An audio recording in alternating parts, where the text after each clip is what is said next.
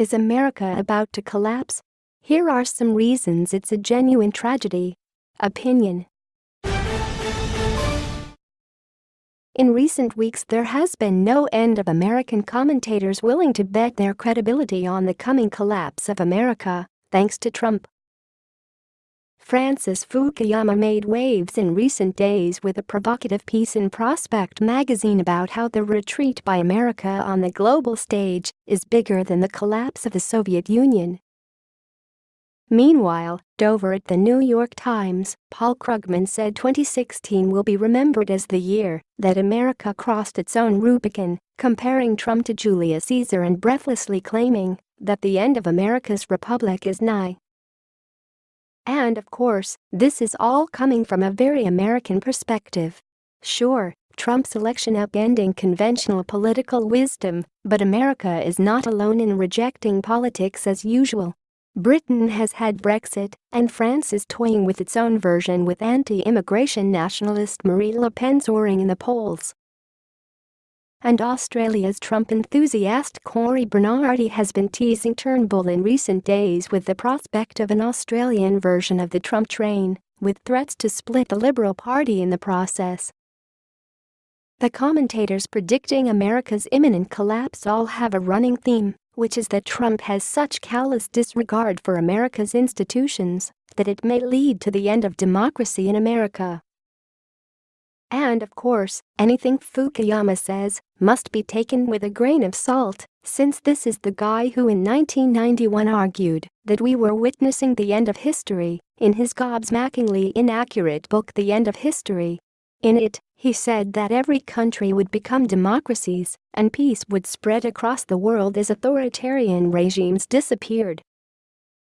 But if you think that the collapse of American democracy is totally ridiculous, think again. Just last Wednesday, North Carolina essentially abolished democracy in their state. And it looks like they'll get away with it. If you didn't catch the details, it's a frightening, as well as hilariously cheeky, tale. In the November elections, North Carolinians elected a new governor, what we would call a premier, from the Democratic Party. Unfortunately for the incoming Democrat, their version of the state parliament was still controlled by the Republican Party.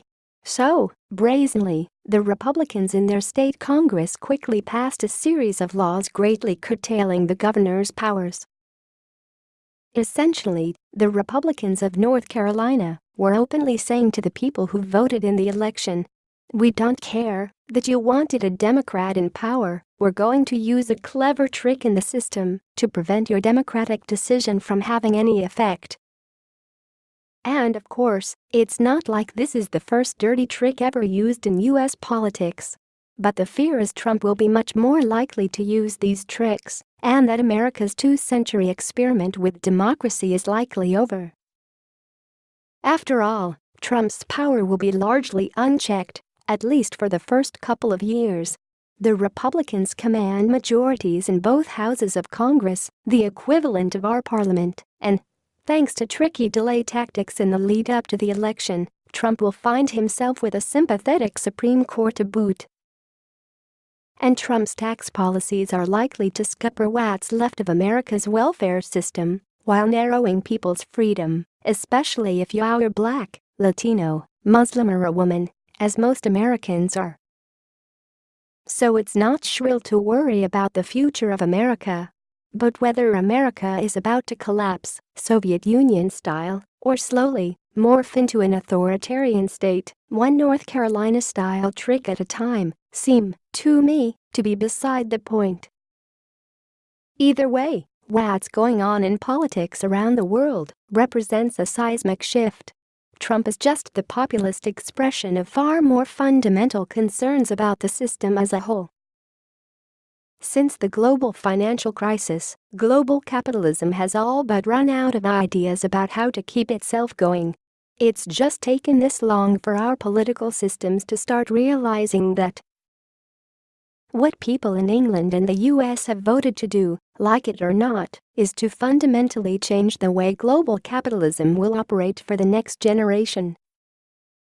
This shift has eerie echoes with the last time a shift of this size occurred, at the end of the 1970s. The election of Margaret Thatcher in the UK and Ronald Reagan in the US fundamentally changed the way capitalism made money. And 4 years later, Paul Keating followed suit with similar policies in Australia.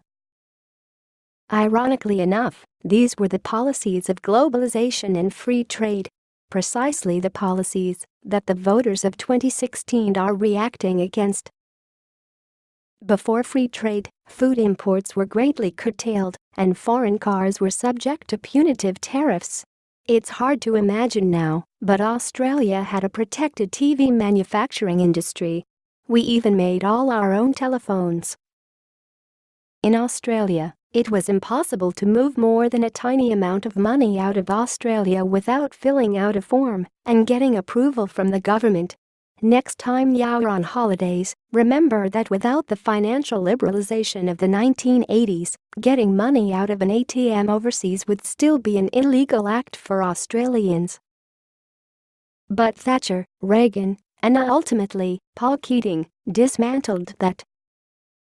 Since the beginning of the 1980s, the received wisdom has been that government's role is to get out of the way of businesses and let corporations make money wherever in the world it's cheapest to go. No country took this mantra up with greater zeal than America. When Trump says the North American Free Trade Agreement was the worst trade deal ever in the history of the world, he's basically criticizing the policies that Ronald Reagan ushered in. He's saying that globalization sucks. And it does suck for many of his poorer supporters for one very simple reason. They didn't see any of the extra wealth that the policies of globalization led to. In fact, the whole reason globalization spluttered to a halt in 2008 is because of that. Thatcher and Reagan hit upon a way for businesses to make vast mountains of money. But the people who made that money neglected to share that resulting wealth with anyone else. And so in response, Trump ran on a wholesale rejection of Ronald Reagan's approach to the economy. He believes the government's role is to make sure that businesses are serving America's national interest. Which means that from now on, they have to play by his rules. In return, he'll protect them from foreign firms who might be able to do it cheaper, better or more efficiently. It's no wonder the US stock markets are soaring. It's a huge shift. It basically abandons the past 4 decades of globalization. Last time the US decided to put nations' interest ahead of the freedom of business was in the 1930s and 1940s under the Democratic President Franklin Roosevelt.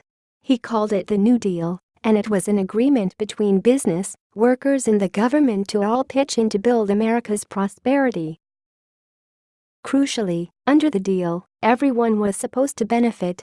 It was underpinned by the establishment of a welfare state that taxed the rich, with the explicit intention of making sure that nobody got absurdly rich and nobody became absurdly poor. But there is no hint that Trump's intending a similar broad pact between workers, business, and government. Trump's not about to start doing deals with unionists to make sure workers get a bigger slice of the pie.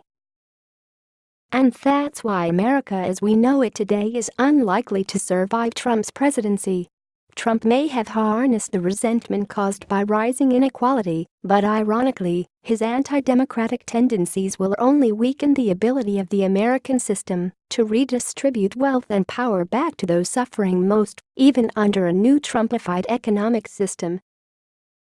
There are plenty of examples of countries today that operate under what Trump's policies seem to be pointing towards, and none of them you'd call democracies. In Russian, President Vladimir Putin justifies his picking of winners among his close network of business associates on the basis that he's doing it on behalf of Russia. That wealth stays with the oligarchs and their families. In China, domestic enterprises prosper, but the anti-democratic tendencies mean that those who benefit are the party cadres. And of course, if Trump finds within himself a desire to stay popular among white working-class people in America's Rust Belt, he may keep enough of the American welfare system alive to keep it on a redistributive path. But the entire Republican Party around him has been aching for the opportunity to destroy the remaining vestiges of the New Deal for years. And it seems increasingly unlikely he'll want to disappoint them. My bet is he'll learn quickly from Putin's early years. Every time he needs to sell out part of his base, a minority group will suffer.